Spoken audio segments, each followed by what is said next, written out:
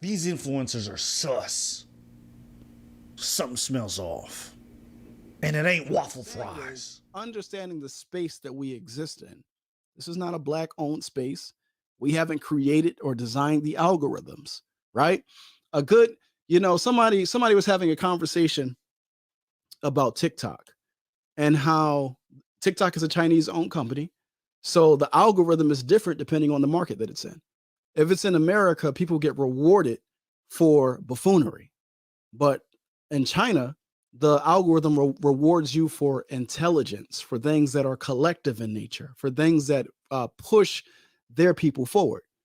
So this algorithm on Black YouTube, no Black person has created it, right? So this algorithm, you get rewarded, right, for foolery, or what Brother Obsidian refers to as Black female fuckery. It rewards you for that in this algorithm. So because I refuse to pay that success tax, I stay where I'm at. A lot of these men, as well as women, these individuals saw that, wow, there's profit in this. There's money here. There's followers here. There's fame here. And they decided to prey on the hurt, the pain, the issues that men were going on. And they paraded themselves as heroes of men, but they were simply profiting on men's pain. Because that these individuals realize that as long as I keep on making videos about the problem with women today, as long as I keep on making videos showing the worst in women, as long as I keep on making this kind of content that fuels the rage in men, I will continue to make money. And if you don't believe me, let me show you an example from the type of content we've put out. So the biggest thing for me is I love accountability on both sides. Call out the men and call out the women. So a couple years ago, I did a video called Men, It's Time to Level Up. And in that video, I was calling out men and saying, men, it's time for us to be responsible for our lives and take advantage of the tools before us to transform our lives. And that video earned me $329 from YouTube. Now watch this. Then I did a video called The Sad Reality of Beautiful Women Today, calling out the entitlement in attractive women today. And look how much money that video garnered me. $5,926.40. And that was one single video. So imagine doing not only 5 of those videos, but 10, 20, 30, 50 of those videos a day. Imagine how much money you could make. Imagine how much followers you can gain.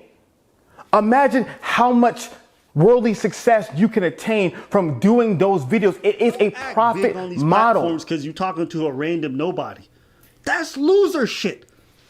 It is, but maybe y'all feel different. I just think it's funny that it's always the same dudes who are doing a lot of this preaching and a lot of this stuff about, like, this is the prescriptions I have for the world. This is how guys got to behave and all this stuff. And you realize they face a bit of adversity. You give them a bit of power and they turn into tyrants or losers, right? Who can't even hold frank. You're not the average. Do you get what I'm saying? You're probably a 6 or a 7.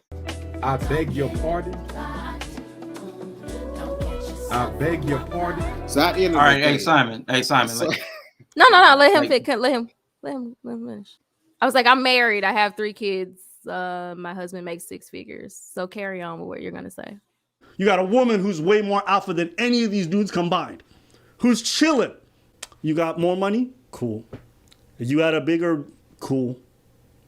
I'm happy with my children and my husband. So what? My thing is, your shadow is speaking here because you felt the need to rate me when I did not ask you, and my looks are irrelevant to this conversation. And you're not cammed up, so my looks are irrelevant. You decided to rate me when I didn't ask you to rate me. I'll But come thank up you. in I a sec appreciate it. if No, you and want. then you said that you didn't assume I'm married, and then you said I didn't look like a married woman, which seems like, okay, what does that even mean? I asked you to define that. You went on to use vague terms to loosely define it in order to not vilify yourself because you knew what you were saying was negative and your shadow was speaking. But your uncomfortableness with the negativity that you put out, or negative conversations or uncomfortable conversations, is causing you to not be honest about what you're trying to say when we have already told you that you can say what you need to say. So if you're wondering what is happening in this conversation, your shadow is speaking. We're reading your shadow. We're interpreting it. We're listening to what you're saying, but you can't accept what you're saying because it's deemed negative only by you. Because honestly speaking, I understand that you don't understand the aesthetic that I'm wearing because you've never seen it. But see, a person who's well adjusted and not maladaptive would see said aesthetic and just say, oh, that's interesting. Let me ask the person about their aesthetic. They wouldn't make assumptions about a person's marital status, their sexual history, or that they want to be rated on their looks based off said aesthetic. Do you understand why it's offensive? We are better than you niggas. Period.